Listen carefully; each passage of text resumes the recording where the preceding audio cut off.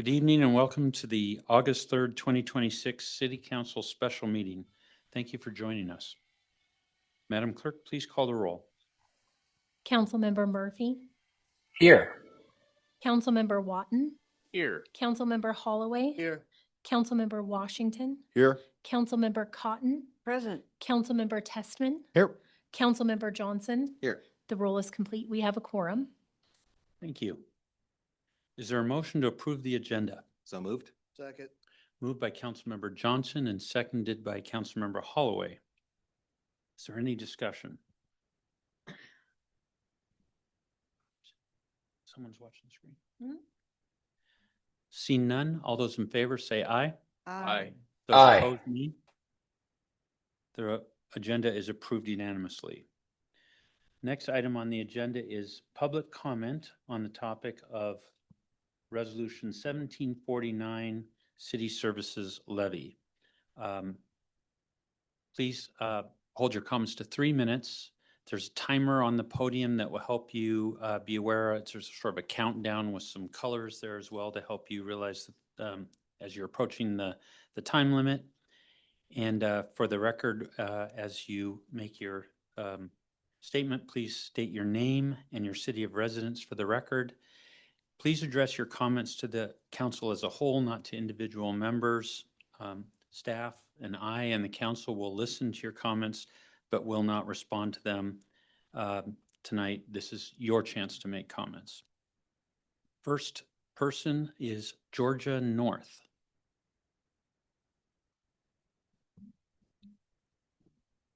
Good evening, everybody. Sorry, between readers, my notes, and the timer, I may lose my concentration. We certainly live in interesting times. I feel sure that those of us who live and work in the Valley enjoy doing so because of the differences, plural, from other more urban areas, and understand that comes with a cost. To keep the residents and elk herd safe, happy, and not industrialized means budgetary consequences for taxpayers and property owners. What I find difficult to understand is why the urgency and dimension of the problem at the current time when the disparity or gap was apparent 9+ years ago. COVID, staff reductions, North Bend share policing income, the loss of, all certainly contributed, but the proposed solution, in my view, will not solve the gap. Based on slides, I believe, from the council's retreat in May, I may have that month wrong, the gap narrows for a few years, but it doesn't ever close, and it begins to widen again toward the end of the 10-year period. Finger pointing and blaming may be satisfying, but both waste precious time. However, if the collective city hasn't or doesn't identify the operational gaps that caused the problem to drift until the spotlight hit it this spring, I fear history will repeat itself. The proposed ordinance is clear and concise, but many feel no proper foundation has been laid, and the urgency may well be appropriate, but the preparatory process has been insufficient. I encourage the council to vote not to move this ordinance forward at this time. Thank you. Thank you, Ms. North. Next speaker is Barbara Kofod. Thank you.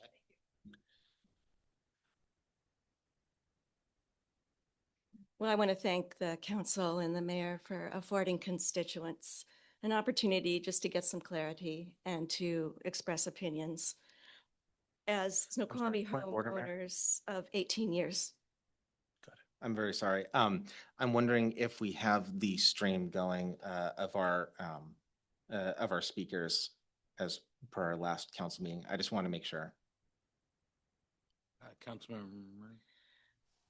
We do. I can see them. Okay, thank you. I'm very sorry to interrupt. Go Oh, ahead. okay.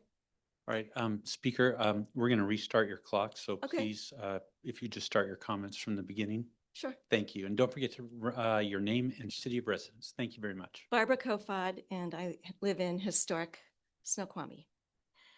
As Snoqualmie homeowners of 18 years, we have considerable perspective on local property tax trends and utility cost increases.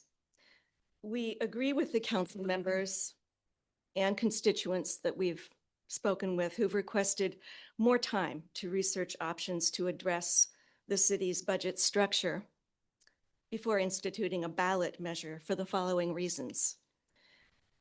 As Georgia mentioned, this is a rushed process without specific data. Decision-making is being demanded without sufficient data. While statistics were provided at the July 29th meeting for emergency call volumes and response times, they did not clarify how many of the calls involved serious crimes versus minor incidents. Constituents need detailed information to determine if current crime statistics warrant higher police staffing levels, especially given that Snoqualmie is a relatively safe town.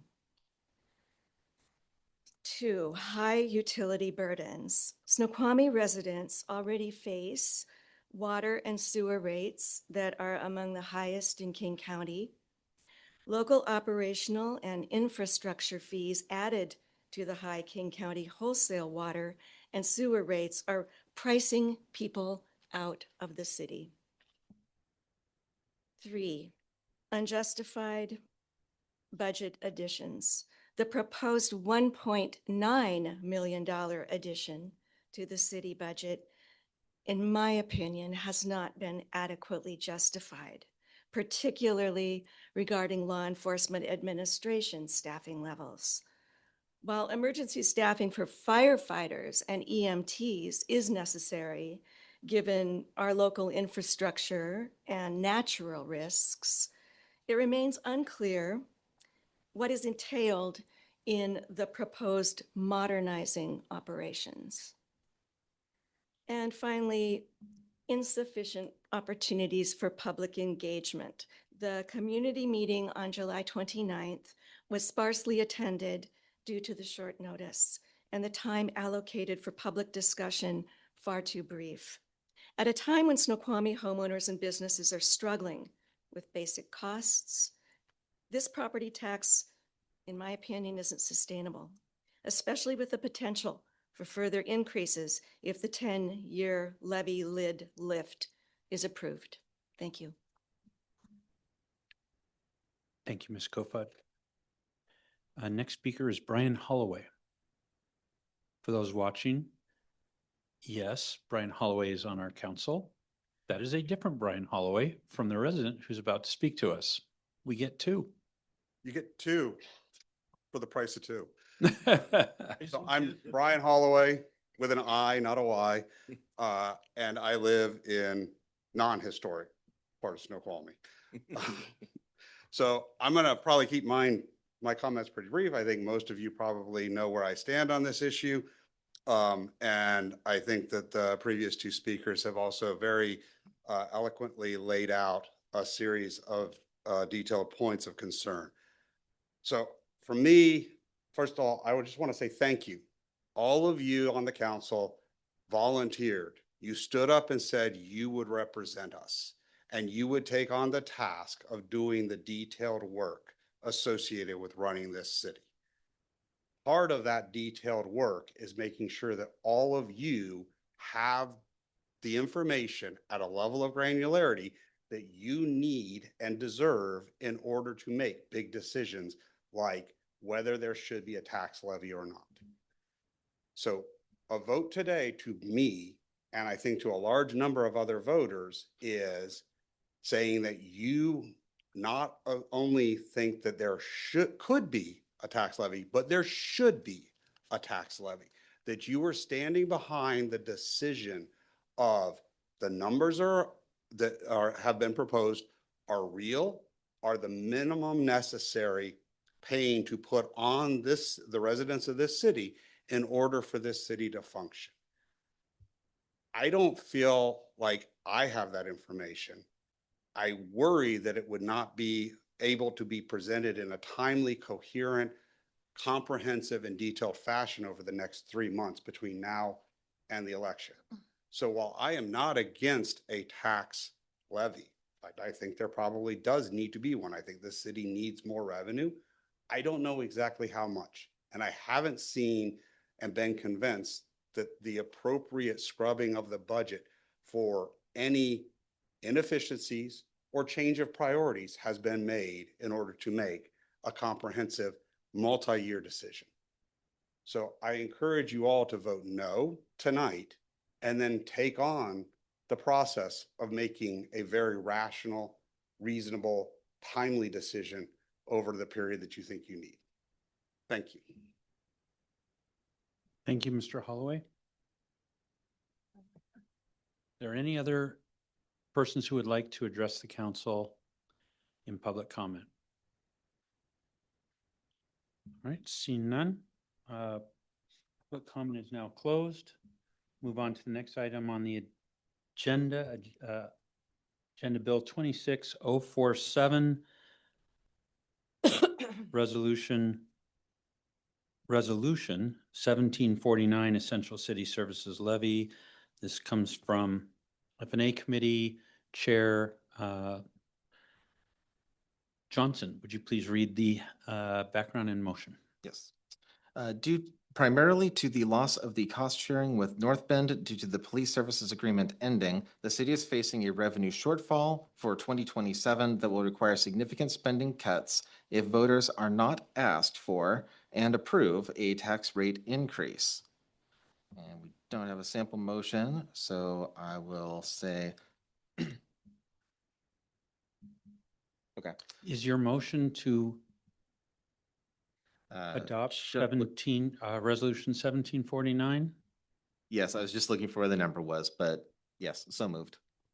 Is there a second? Second.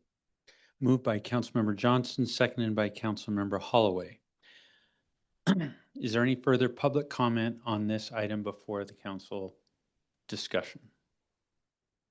See none. Council members, any discussion? Councilmember Johnson. Yeah, one of the things that I feel like I heard very loud and clearly on Wednesday, and since then through emails from concerned constituents, was a huge desire for more information of various sorts. There were those who said that there were too many numbers and in that presentation and that were on the website, and that it's easy to hide things in numbers, to make numbers tell a certain narrative, etc. But at the same time, I also heard some people saying that there were not enough numbers, and I think we even heard a little bit of that tonight. Spreadsheets, et cetera, that were available either that night or since then. So if we do move forward with this resolution, I think that it would be extremely important that both the city website have as much information as possible, and that the administration would hold a number of town halls as appropriate to make sure that all the information needed by the public, and that means a public that's diverse in terms of how much they know about this particular aspect of the budget versus that particular aspect, so that everyone has the opportunity to engage with the material and make an informed decision. Councilmember Cotton. Thank you, Mayor. I agree with Councilmember Johnson in that the community has been speaking very loud and very clearly on this topic. I think the responses that we've gotten by constituents, emails almost rival the amount of information we've been receiving from on the BESS project. And the feelings, concerns, and really the inability for the residents to accommodate increases in property taxes amongst I feel like the kind of the consensus is about 99% of the residents have responded, vote no, on this particular subject. And that's, like I said, email, conversations, social media, public comment. They are clearly asking for other alternatives first, cutbacks, accountability for our spending, and most of all, transparency in our city budget. This needs to be addressed first and foremost. The citizens have communicated many concerns, ranging from the rush timeline to push a levy lid lift through, not seeking alternatives to the budget. They're asking for us to defer items now, but potentially come back to them.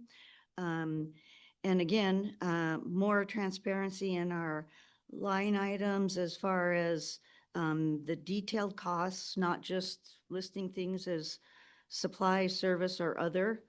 Evaluating internal resources before adding more. And while we had a small majority of residents at our community meeting, it seemed that even by the posters that were on the wall, that they were asking to maintain or decrease, not to expand our services. So it certainly seems more prudent at this time that we do our homework, that we bring forward the information that residents and voters are asking for. And if we still can't fill the gap between the budgets and make this happen, then in the future, maybe we can proceed forward. Councilmember Testman.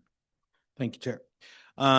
So for me, one message received loud and clear from our constituents. I've been very appreciative of all the emails I've gotten, and to be blunt, all of them have been against, right? I literally had none that said you should move forward with the levy.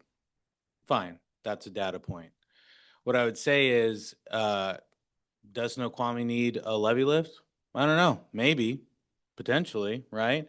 You look at just the basic fact that inflation has consistently outpaced the 1% lid, and it only stands to reason that eventually we would reach a point where a levy lid lift would be necessary. Even though that is true, I don't think we've exhausted the process of identifying what we need to have answers for, right? So if I had to bucket my issues with what's proposed, it would be process, form, and diligence, right? So on the process side of the house, I think we have unnecessarily kind of followed a path, to try and get us in position for a November vote. Nothing that I have seen so far leads me to believe that we need to vote and we need to have the public vote this November on a lid lift. I think we have enough time to figure things out. And if the facts show that levy lid lift is the way to go, okay, we can tackle it in a subsequent period, right? So that's one issue I have with the process. Two, obviously, and the constituents here tonight have spoken directly to it.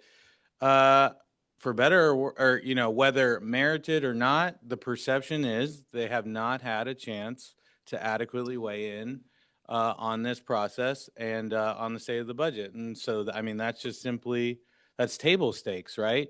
So I would submit we need to afford more opportunity. I don't believe, you judge things based off of history, right? Not what you hope the future to be. And looking at the history of this process so far, nothing leads me to believe that they'll have sufficient opportunity to engage the way they should have the opportunity to do so over the next 3 months. So that gives me pause. On the form side of the house, honestly, this council hasn't even had an opportunity to debate the form of the levy lid lift, right?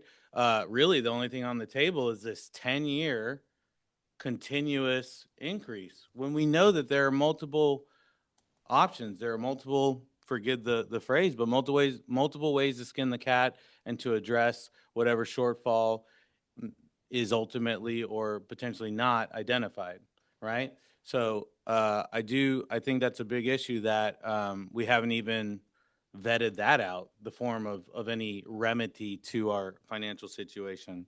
And then on the diligence side, I don't know, does everyone here feel like they could tell the constituents that their X, Y, and Z reasons why funding should be increased and why it all makes sense. Cause I can't get to the 1.9 million. I know inflation's a main driver, but that only explains X amount, right? And so if I can't explain to the constituents, I don't feel good moving forward. Thank you. Mayor. Councilmember Murphy. Thank you, Mayor. I won't repeat some of the things that Councilmember Testman said. I'll just kind of add some thoughts of my own. I first want to just recognize staff. They've clearly burned the midnight oil for the past 3 weeks on this. And I know it wasn't easy, and we've gotten a lot of material from them. I wish we had heard more from them, frankly, during this process. We have great finance experts who know municipal finance inside and out. But I do appreciate their efforts, and any critiques that I'm making of this process is not directed at them. It's directed at more some of the decisions that we made at a leadership level here. I think the fact that we're here at the very last second speaks to a process that didn't work very well from my perspective. Tomorrow is the filing deadline. So there's no time left, right? We're at the end of the game here. In terms of whether this belongs before the voters or not, whether we have all the information that we need to advance this to the voters. And I don't think it had to be that way. I think this, with 21 days, was when we got the proposal, and it was given to us in the middle of the meeting. So I have some problems with the process, and I hope that as we go forward, we can work more collaboratively with staff to develop and hone a budget that reflects our residents' priorities and that gives us more options, right, as it relates to what's before us. I think as it relates to the budget gap, in 21 days, I've heard 3 different versions of what that gap is, right? There was a $180,000 gap in a 10-year forecast that the council was given when we approved budget amendments in the spring. Then there was a $1.5 million gap in the mayor's slide deck. And then I saw an op-ed that had a $3.4 million described as, quote, budget gap. So understanding which gap we're talking about, that seems a pretty fundamental question before us. So that's another issue that I have. I think looking at some of the alternatives, Councilmember Testman kind of outlined some of the things that we would have liked to have seen during the process. We're not saying any one of these things could have been a silver bullet, right? But I don't think we spent enough time digging into what those might be to help us understand that we have exhausted all options and alternatives to our residents before taking a levy lid lift to them, which is a big ask, right? And it's a big ask because our economy is in rough shape. We have houses sitting on the market. We have folks unemployed. We have costs that are rising. Last year, this city raised its utility rates and its waste management rates. And by the way, there were good reasons to do that, right? The time had come. But when I was knocking doors and hearing from residents last year, it was an issue that came up time and time again, right? The cost of living, things getting more and more expensive. So I think we have to be very sensitive to the pocketbooks of our residents and doing a measure twice, cut once approach as it relates to what we're looking at here. And the last thing I'll mention is what I'm hoping that we can get more out of this process going forward is tackling the structural issues that our budget has. Because as a speaker just pointed out, we go back into the red a few years down the road, right? Is this just this expensive Band-Aid? So how can we tackle some of the structural questions that we may have? And the answer may be, we may continue to do it exactly the way we do it, but we haven't taken the opportunity to dive into that. And 21 days is really not enough time to address those things. So we are not a rubber stamp, right? Some say let the voters decide. That's the democratic thing to do. but we are the duly elected representatives of the voters. And advancing this means that we feel good about all of the analysis, all of the alternatives, all of the information provided before us. And I can't say in good faith that we have gotten all that information, that we have looked at all the analysis, and that the ballot is all that's left. So those are some of the concerns I have. Thank you for bearing with me. I think this is a very important issue and probably one of the most important decisions that we'll make all year. But I just hope that we can come together in a more collaborative way going forward, in a more transparent way as council and administration to build a balanced budget that our residents can be proud of. Thank you. Councilmember Johnson. Yeah, I want to mention that at the open house, whatever you want to call it, that at the very end, there was a poster that had a spot for people to put dots as to whether or not they thought that we should put this on the ballot or not. And the final vote came in 18-2 amongst the people who were there, that we should ask the residents through the democratic process if they want to continue having a city that that has the level of service that they've become accustomed to, or if they want us to just unilaterally go ahead and start making cuts, which would be to things like parks. I'm not sure how many parks it would be for $1.5 million. $1.5 million worth of parks is an awful lot. And I can start pointing to some on the map and start saying, yeah, that one, for cutting parks, that's one that I have a hard time justifying. Okay. Well, we could also decide that, well, maybe people really like their parks, so we start looking at police. Well, I've heard suggestions that we could cut the police, but I'm not sure that that's what all of our residents want. We have been rather proud over the last few years to have been extremely highly ranked in Washington State for public safety, but that's something that would certainly be on the table. Then we start looking at some of the other departments like finance, and then we start looking at the level of service that we currently get. And I'm hearing a lot of dissatisfaction with that level of service, because it sounds like we wanted a lot of this analysis to have been done a whole lot faster. Well, I don't see how cutting finance is going to make that better. Legal's already down to bare bones. Community development has been at bare bones. And the one position that we did add recently is the one that may actually have the best opportunity, one of the best opportunities of any position in our city to actually bring in some funds as a net for the position through grants.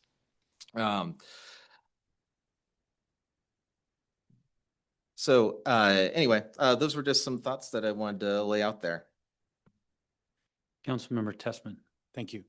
Having attended the town hall, I would like to point out from my perspective, and this ended up getting confirmed in at least a couple of social media posts, that dot board at the end, frankly, was confusing, particularly for our constituents, right?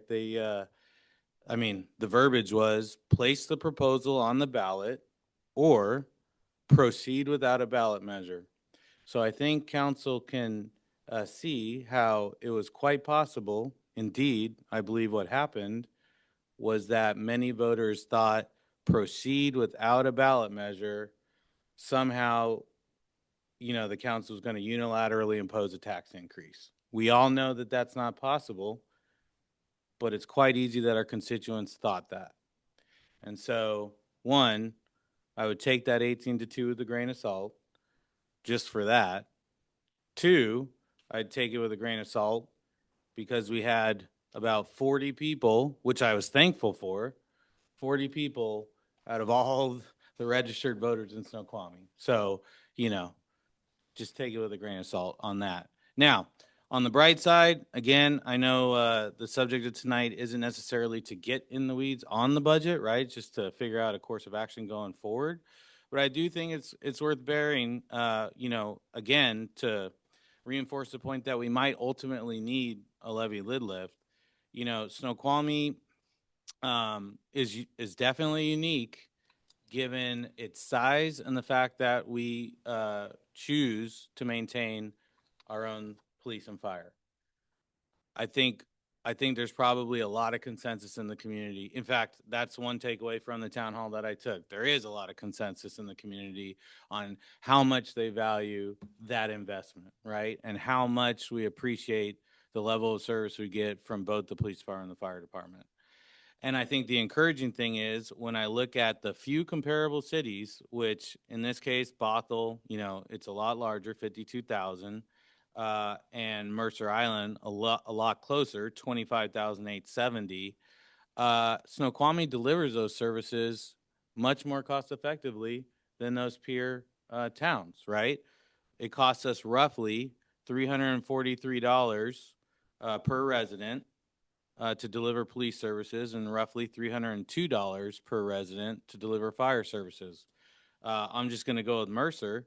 They cost $383 per resident to deliver police services and $358, right? So I think we are doing some things right. Again, I think we just got to dig in the numbers and then ultimately figure out which structure of levy lid lift is appropriate. Thank you. Councilmember Watton. Thank you. Well, first of all, I want to thank the staff. I mean, I've been a resident here now 21 years, and I can't think of another place that I'd rather live than here. And we have a remarkable professional staff from the front office to our public works. I see them out every day taking care of our assets. And I think that really speaks highly of the kind of city that we have. We know that it's safe. It's the fourth safest city in the state. We know that we have a fire department that responds when we need them, a police department that responds when we need them. We're a small town, but we punch above our weight class. I think when we're going through this process, it's really important. When the council has had a retreat in the past, it's been an opportunity for the council to set the priorities. We did not have that opportunity in this process. We simply were given the fact that we're running out of money. I'm not so sure that it really characterizes everything, because here's what we need to look at. We can't go off of past spending thinking that we're today the same place we were 5 years ago. Things change all the time.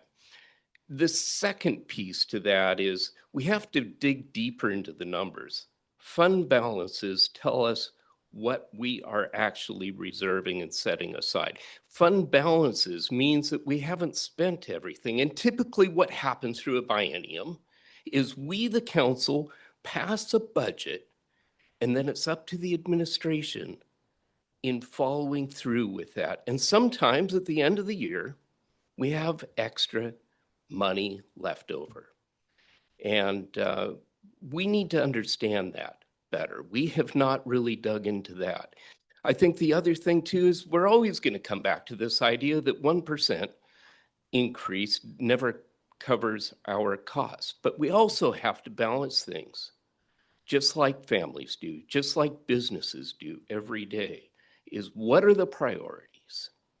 And where is it that we can find more efficiencies? And we did that. This council has passed 3.2 million through 3 different budgets. And they are the operating budget, they are the capital expense budget, and also for the utilities budget for Tyler Automation. And we'd like to find out where we're at in that process.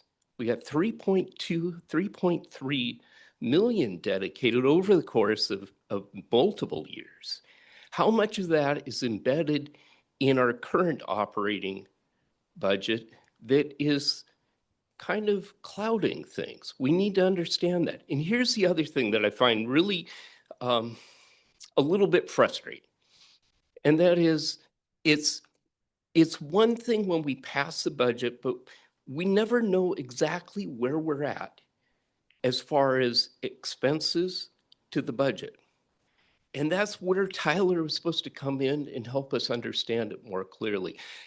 You know, and a side note, I mean, if you came in for a building permit, I have no idea whether it takes you 30 days, 3 months, or 3 years to get it done. And that's a struggle that all governments have at the local level, is sometimes we don't have the granularity. And this is my concern. My concern is we're moving too quickly, assuming that we require significant spending cuts. I'm not determined, I'm not convinced that we're at that point. We might be, but we have time to adjust.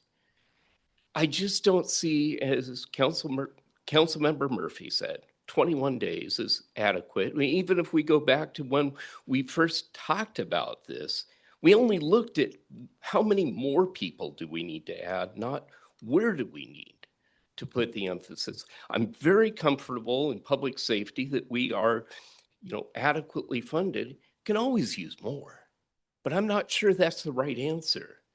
And I don't know about the other departments as well. And I'd like to hear from those department heads, what the reality is. And if we don't increase the budget, what are we going to lose?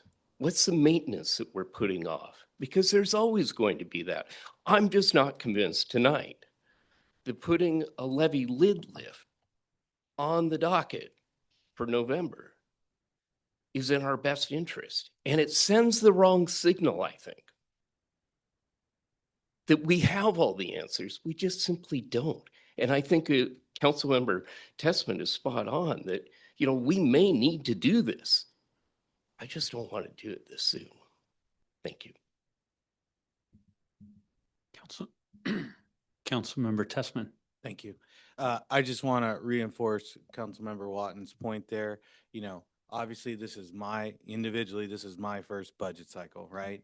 But when we look at the 2025-2026 budget, that kicked off per the planning calendar on April 6, 2024. And what did it start with? It started with council's priorities, right? Council's priorities. That has not entered this conversation at any point up till now. And that's a major miss. The other thing I would say, looking at that other budget, is we knew we're within 200,000 of the projected revenue that was projected for 2026 and 2027. So the planning was accurate, right?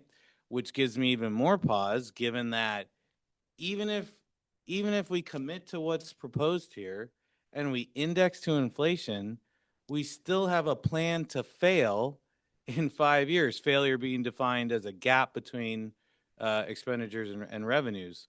So it just seems, that alone gives me pause and tells me what is currently on the table needs another look.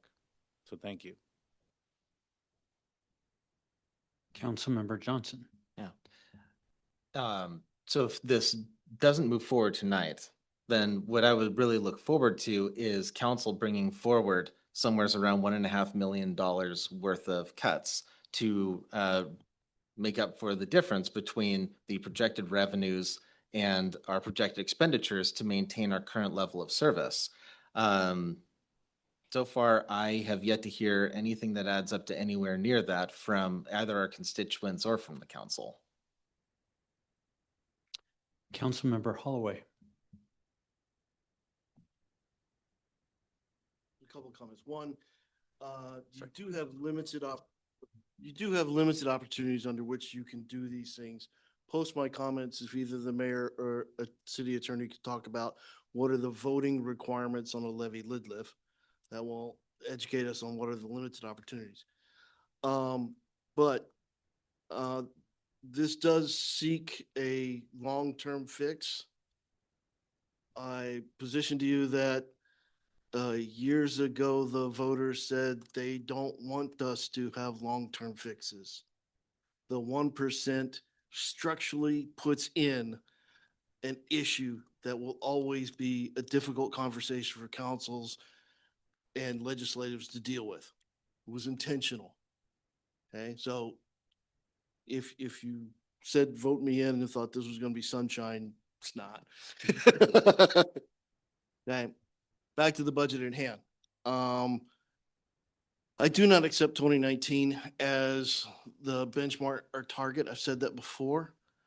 I believe it denies the efforts of prior councils to find efficiencies, to reprioritize things and make things go, as well as to bring in additional revenues. Our discussions to date have really not addressed the other, although minority, other sources of revenue that we have. Most of those subject to inflationary growth.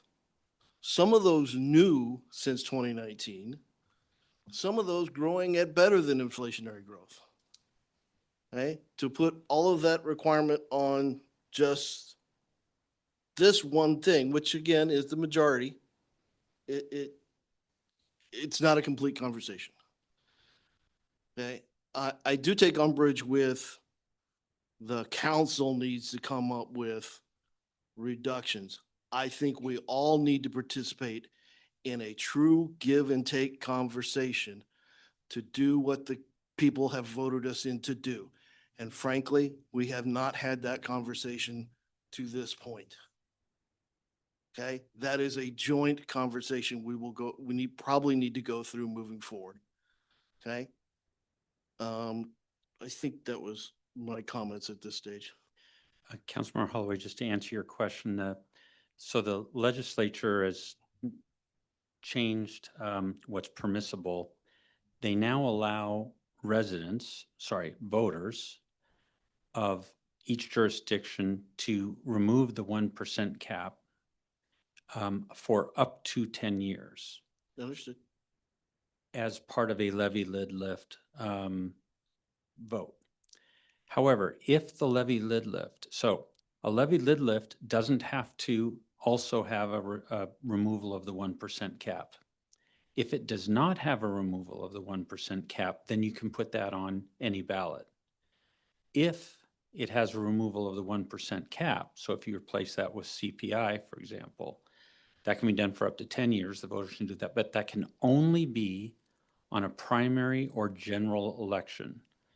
And so the next time that you could put a proposal, if you wanted to, the next time you could put a proposal on for property tax lid lift that included changing the annual increase limit would be the primary next August of 27, which wouldn't take effect until 2028. So that's the timing that sort of is driving the timing of why are we talking about this today? This is the last chance to do it before a year from now, if that component was in there.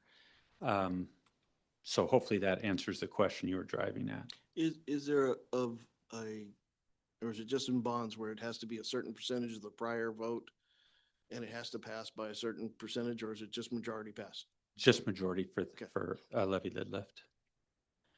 Councilmember Washington? Yeah, I'll keep my comments pretty short. There've been a lot of comments made here tonight. So I think the question came up of, well, why can't we approve this and just put it out to the constituents, the residents? Speaking to my mic.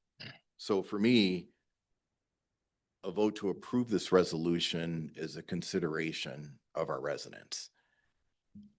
I feel like I can't do that without putting forth both sides of the argument. I think it's been raised here on the council that, okay, the levy lid lift, which is in essence a tax increase, but what about the other side of the argument, the $1.9 million shortfall? What would that budget look like? Not saying that that's what we're going to do, or maybe that's not even what the residents want, but I think we owe it to have that conversation, that broader conversation with the community before putting something out in good faith and asking you to make a consideration to vote on it. That's all I have to say. Councilmember Cotton, I'll defer to Councilmember Watton. you don't wish to make a comment? Go ahead. I will after Councilmember Watton. Well, not necessarily. Okay, I didn't want to overdo here, but I so appreciate that all of the council members are raising issues. And, I want to go back to what our constituents are saying. And, they've, even in the short 21 days, have been doing a bit of research on their own, which is always amazing because we have amazing residents that are extremely intelligent, educated, and committed to the community. So they go out and do their homework.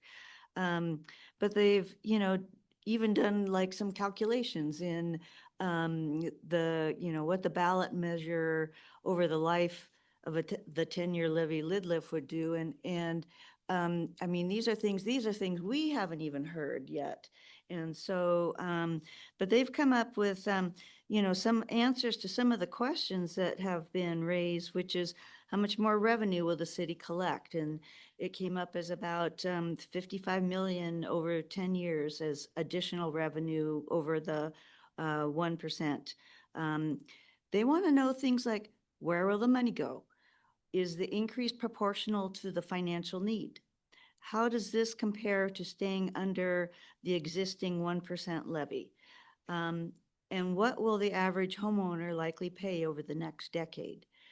They've also done comparisons for nearby cities as far as Snoqualmie's current city tax rate. And it turns out that we're 60% higher than Sammamish, and in the extreme, 130% higher than Carnation.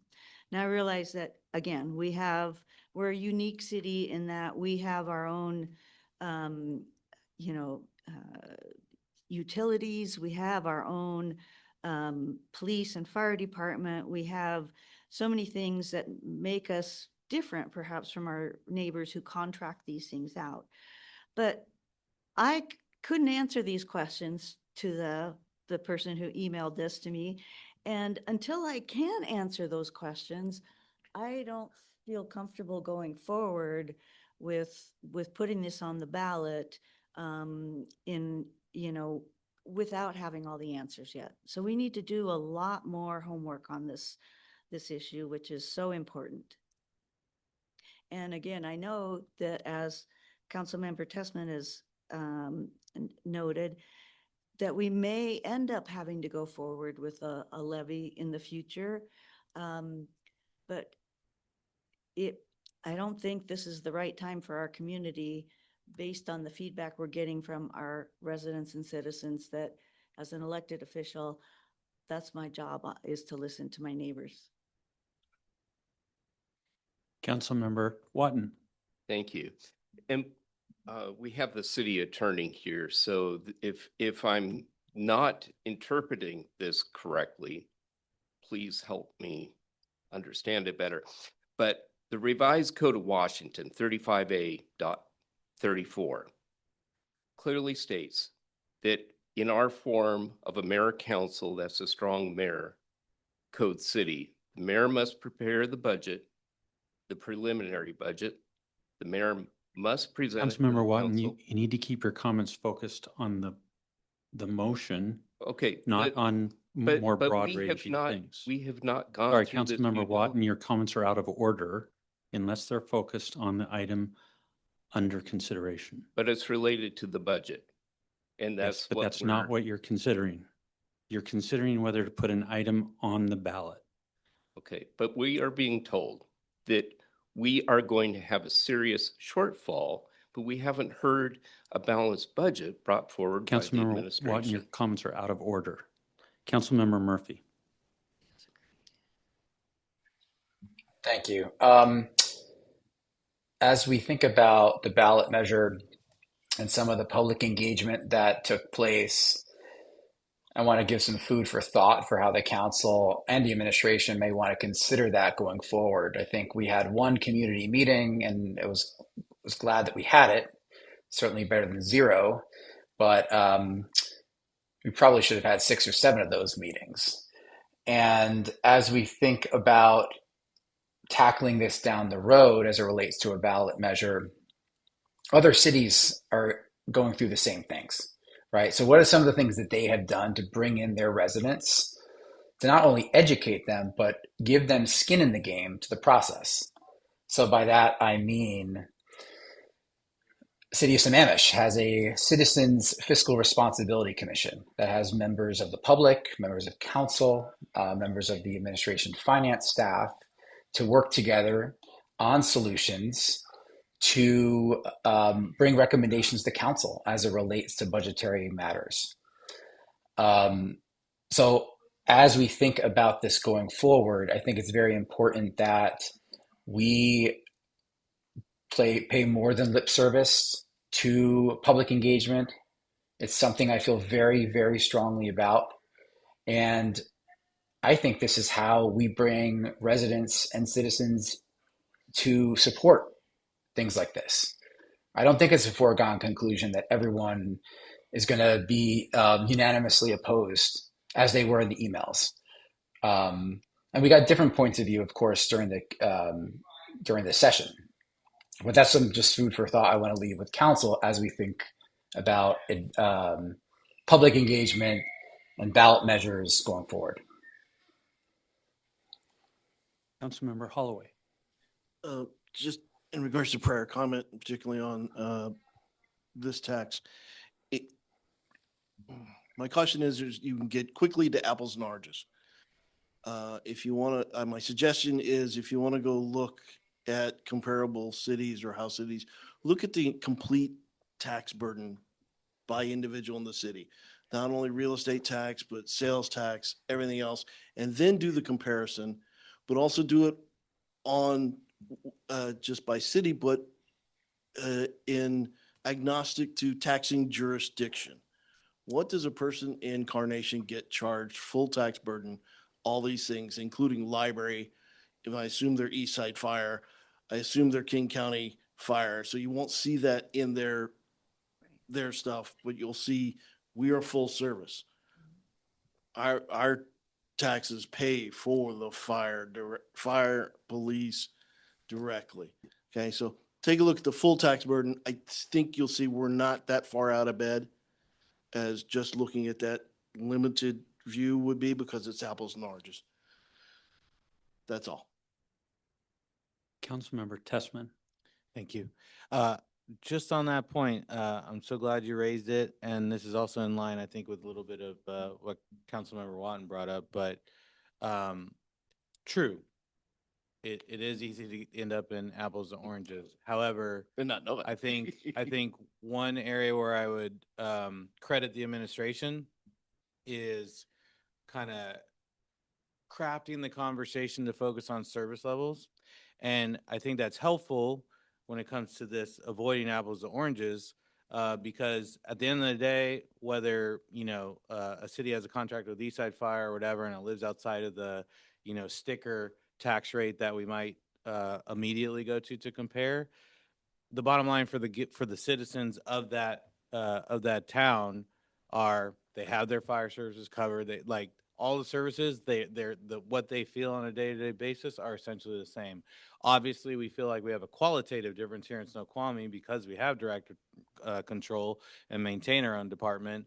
And so you can argue about quality. And I'll give you a hard example. I brought up Mercer Island. Well, if you look at their budget document, when you look at their fire department, they budget to hit a service level. What is that service level for fire? For them, it's based off of Eastside Fire and Rescue standards, right? So their turnout time standard, 75 seconds for a daytime EMS incident, 90 seconds for nighttime EMS incidents, 105 seconds for daytime fire, and 150 seconds for nighttime fire. Travel time, they budget to 6 minutes and 30 seconds for urban response travel time and 7 minutes and 30 seconds for suburban response travel time. That's for EMS, and then 7 minutes for fire in an urban environment and 8 for suburban. So I think, I just highlight that to say, I think there is a stark qualitative difference between what Snoqualmie Fire and EMS afford our provide our citizens versus even a comparable city like Mercer, right, who is contracted out to Eastside. And so I think that's important. That's worth noting. But it's not as apples to oranges as I think your point necessarily made, because at the end of the day, the folks of Mercer Island, I think we could go poll them, are pretty satisfied, even with demonstrably lower Councilmember Tessman, standards. please speak to than- the council as a whole, not to an individual I council am. member. I am. Thank you, Chair. And then finally, I'll reiterate the point that, so if we take out just the apples to oranges, like what is proposed, and this is just the proposed 2027 levy lift increase, right? This isn't what it looks like in 2032, right? But just the 2027 rates, maintain would put us at 1.83, which would make us 13th in King County, right? Maintain, restore, and modernize would put us at 2.16, which would make us 10th in King County. And maintain, restore, modernize, and all other department requests would put us at 2.35 per $1,000 assessed value, which would make us 7th in King County. And that's only going to compound over that 10-year period. I mean, so for the council, my message is this: even if you're supportive of a levy lift and you're supportive at this moment in time with the process as it's been, recognize, given the proposed structure, what that means to our residents. It is huge. Thank you. Your comments are fantastic, not meaning to, but just for clarity, the levy lid lift, the out years, allowing that to go up by inflation, does not require it. It allows the council then, just as each year the council decides whether to go up the 1% or not, the council would then have the option to go up to that higher amount, but certainly no requirement to do so. But I But just want to budgetary make that authority, clear. thank But yeah, you. Yes. but certainly then they could. So that is just wanted to bring up that nuance. I Thank don't you. think it changes your point at all. Thank you. Councilmember Washington. Yeah, so kind of turning the page here. If this doesn't pass tonight, I mean, I can do some quick math. We have to make some cuts. So, what I personally don't want to see is a hatchet job of every department cut 10%. I mean, what does that look like? What kind of core competencies do various departments lose? So what I would like to see in the process is that we're working with administration and working with department head to make smart choices and really digging into what are our values. Councilmember Tessman. I agree. I agree with that point. And again, process-wise, I feel like that's why we should have started with council priorities. That being said, 100% in agreement. We owe it to our staff. We say we value them, and we do. And to stand by that would require us to be thoughtful and deliberate with any adjustments. But the good news is, if we do vote no tonight, right, we have 4 months to get it right. So I'd put that on the table. Thank you. Councilmember Johnson. Yeah, for myself, I have certainly heard some of the frustration from our community about the process and just the idea of taxes going up. And I've heard the same from council. What I am also concerned about is what that is going to look like if and when we have to make $1.5 million worth of budget cuts to reduce our current level of service, which means stopping our maintenance of who knows how many parks, who knows what that does to the police department, maybe losing our fire accreditation, the kinds of cuts that we are talking about are not small. And I am more worried about the response we'll get from the residents by not giving them the choice to fully fund the government than I am about how frustrated they may be with the process or the ask itself. Councilmember Cotton. I think there's not one of us here that's not willing to roll up our sleeves and put in the work to, again, be thoughtful and diligent about what we can do along with our amazing city staff with making this work. I think there's a lot of more information as far as the numbers that we need to see to really formulate a plan on this. But it's certainly something that we can all put in the elbow work, and we're not going to make it hatchet cuts and just cut 1.5 million from here or there. But we will be doing thoughtful revisions, looking at costs that, how can we make it more efficient? And so I think this is something we need to keep an open mind and attitude about. Councilmember Murphy. I think our residents have said pretty unequivocally that scare tactics or hypothetical bad scenario A, B, or C is not how we want to base these decisions off of, right?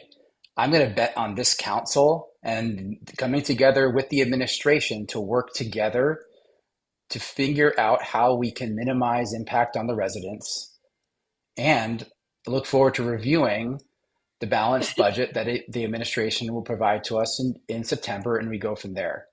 So I feel good about this group coming together and achieving those outcomes. And I reject the notion that it's going to be some catastrophized scenario, some worst case scenario that may or may not happen. That's what the process is all about, working through it and figuring out how do we minimize impact to the residents.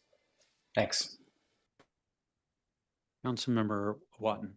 Okay, there are 3 steps I see before us. First of all is the council needs to have the opportunity to state their priorities.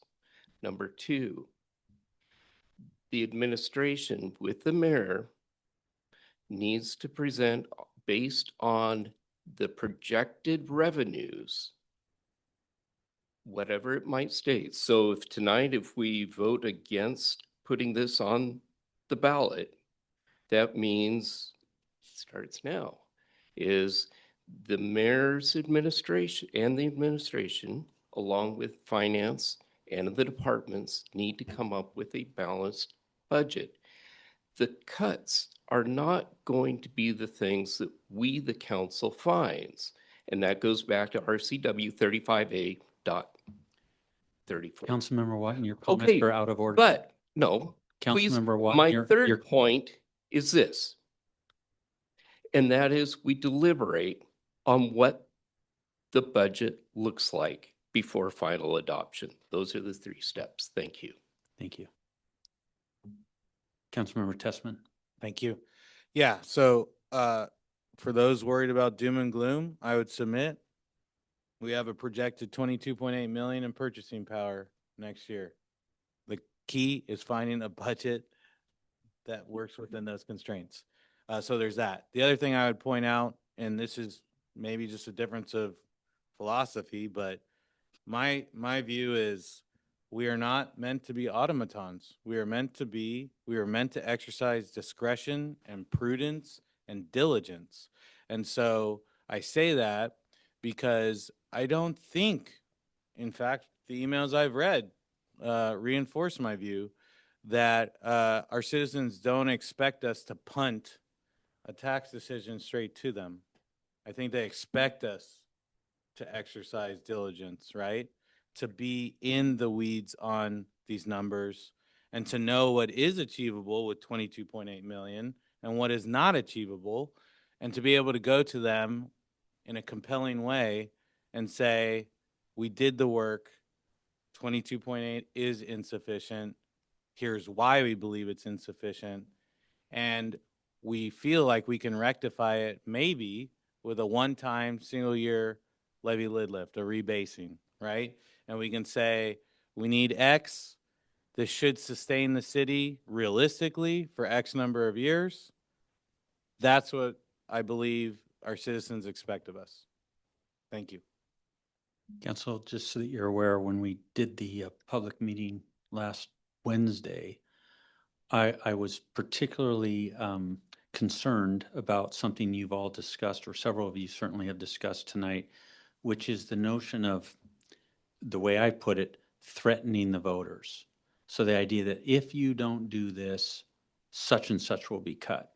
So we tried to, well, we made sure that nothing like that was said. We just talked about the idea of service levels and tried to convey it that way. But, you know, and also for the very reason that you're talking about, which is certainly if there were to be any cuts, that's something that this council would be very involved in deciding.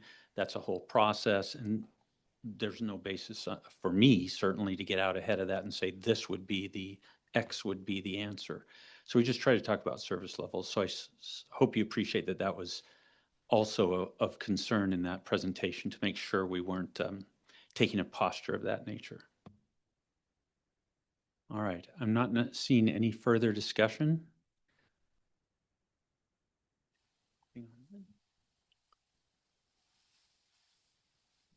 Seeing no further discussion, all those in favor of the motion say aye. Aye. Those opposed, nay. Nay. Nay. The nays have it. The voting in favor was Councilmember Johnson. That brings us to the end of our agenda tonight. There be no further business before the council. I will entertain a motion to adjourn. So moved. Second. Moved by Councilmember Johnson, second by Councilmember Washington. All those in favor say aye. Aye. Aye. Those opposed, nay. The meeting is adjourned. Thank you.